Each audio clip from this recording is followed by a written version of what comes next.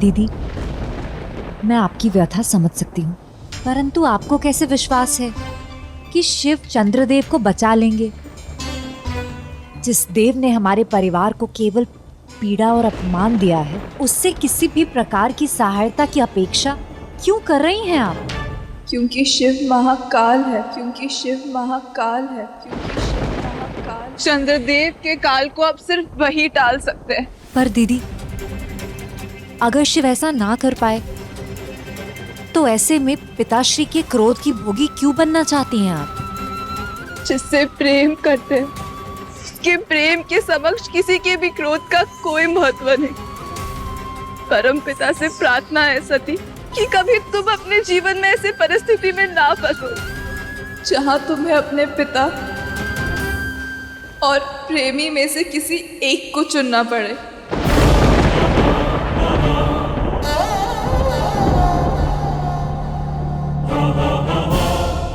चलिए चंद्रदेव।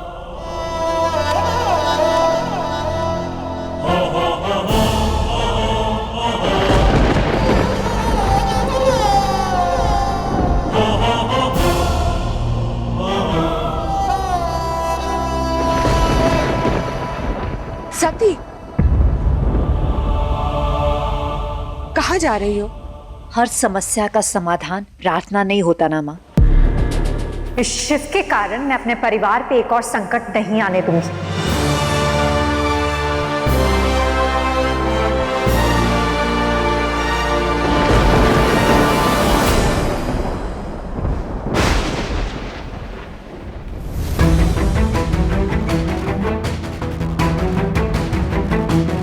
सबका अस्तित्व उस शिव से है। निर्माण और विनाश दोनों ही शिव के हाथों हैं। इसलिए आप चाहकर भी मेरा अस्तित्व नहीं मिटा सकते।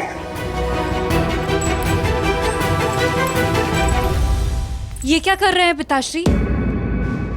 अपने जमाई के शोक में जाने की तैयारी कर रहा हूं। अति शीघ्र मुझे अपनी 27 विधवा पुत्रियों के शोक में सम्मिलित होना होगा। पिताश्री, जिस शोक में सम्मिलित होने के लिए आप सज हो रहे हैं, वो आप ही का दिया हुआ है। आपकी पुत्रियों से प्रेम, उनकी पीड़ा आपके मुख पर साफ दिख रही है। परंतु शिव की शत्रुता के चलते आप ये सब सहने को भी तैयार हैं। क्या किसी से शत्रुता इतनी बड़ी हो सकती है कि अपने प्रियजनों की पीड़ा उसके सामने छोटी हो जाए? किसी और के अपराध का दंड किसी और को देना, ये ना तो न्याय है और ना ममता।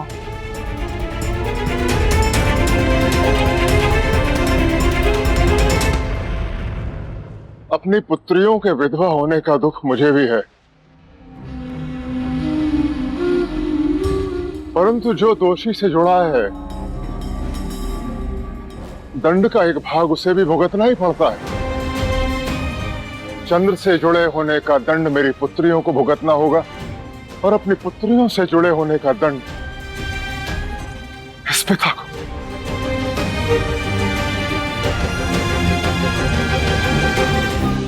इसीलिए मैं उस कपालिक के विरुद्ध हूं। स्वयं तो वैरागी है और संसार के कर्तव्यों से बचा रहता है, लेकिन जो उसके संपर्क में आता है उसे उसके कर्तव्यों से विमुख कर देता है। इसलिए जो कुछ भी हुआ वो मेरे क्रोध के कारण नहीं, उस कपालिक के प्रभाव के कारण हुआ। मैं जानती हूँ जो कुछ भी हुआ शिव के कारण हुआ, परंतु अपनी पुत्रियों को विधवा करने का कलंक तो आप ही पर लगा ना। और आपकी दाक्षायणी ये कभी स्वीकार नहीं कर सकती कि मेरे पिताश्री पे कोई भी कलंक लगे। मैं जानती हूं आप अपनी शाप वापस नहीं ले सकते। चंद्रदेव को बचाने का कोई ना कोई मार्ग मैं अवश्य ढूंढूंगी। ये मेरा वचन है।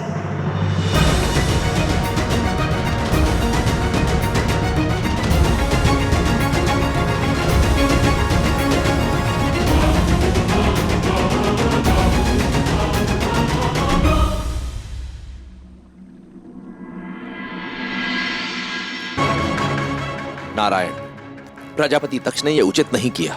मेरे भक्त हैं, पर इस प्रकार उनका चंद्रदेव को शाप देना मुझे भी स्वीकार नहीं। आप शांत रहें प्रभु, शिव शंभु अवश्य कोई मार्ग निकालेंगे।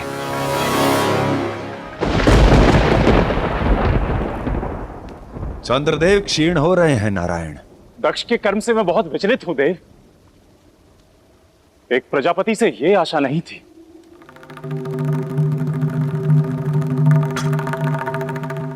आपका विचलित होना स्वाभाविक है नारायण, क्योंकि संतुलन बिगड़ेगा। परंतु दक्ष ने जो किया वो कोई भी पिता करता। अपनी पुत्री का दुख भला कौन देख सकता है? परंतु चंद्रदेव को श्राप देके उन्हें क्या सुख मिलेगा? क्या उनकी पुत्रियों का दुख मिट जाएगा? उल्टा सृष्टि का सारा जल तत्व असंतुलित हो गया है। हर असंतुलन का कारण ये भावनाएं ही तो होती हैं। भावनाएं मनुष्य के भीतर से उसका सबसे सुंदर स्वरूप भी बाहर लाती हैं और सबसे विभत्स रूप भी। दक्ष अपनी भावना को संतुलित नहीं कर पाया, परंतु आप तो करें।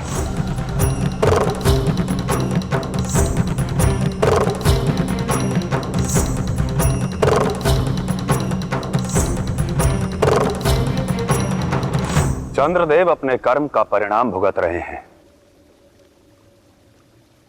संसार को प्रकाश देने वाला यदि स्वयं अन्याय के मार्ग पर चलेगा तो उसका अंधकार में लुप्त हो जाना निश्चित है। परंतु चंद्रदेव ने जो किया उसके कारण अन्य सभी को अपना कर्तव्य नहीं भूलना चाहिए। वही तो समस्या है देव। जल तत्व के कारण मुझे वर्षा करनी होगी और ऐसे में जल से उत्पन्न समस्याएं अत्यंत विकराल होंगी। यदि नियति वर्षा को पुकारेगी तो वर्षा तो आएगी इंद्रदेव। आप मारुतों के साथ अपना कर्म कीजिए और नंदी तुम गणों को साथ लेकर जाओ। वर्षा और बाढ़ से असहाय लोगों को सहायता दो।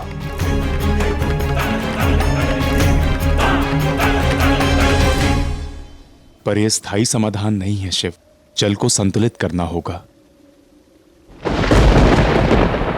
क्या नया चंद्रमा लाना होगा? समस्या का हल समस्या के प्रारंभ से जुड़ा होता है नारायण। अब यह चंद्रदेव पर निर्भर है कि वो स्वयं में बदलाव लाते हैं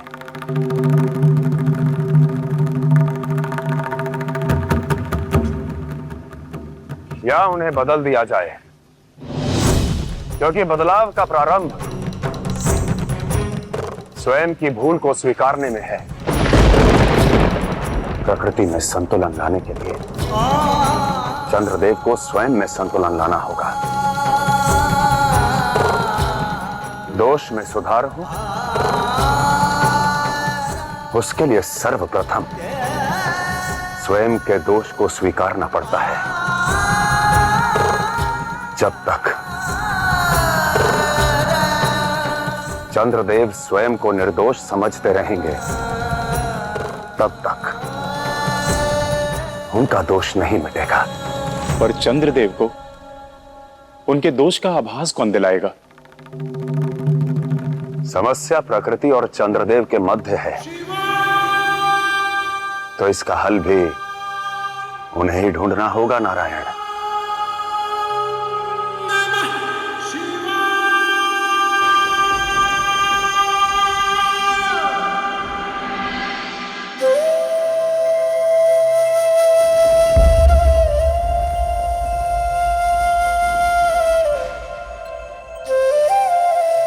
तुम मेरी प्रत्येक पुत्री को सम्मान प्रेम करोगे, ये प्रजापति का आदेश है।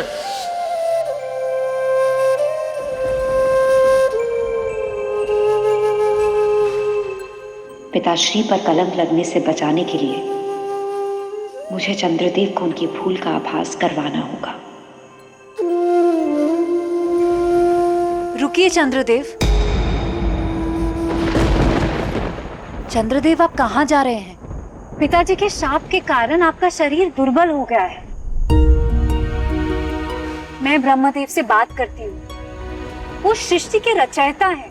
वो कोई ना कोई औषधि या कोई ना कोई मार्ग अवश्य बताएंगे पिताश्री के शाप को काटने का।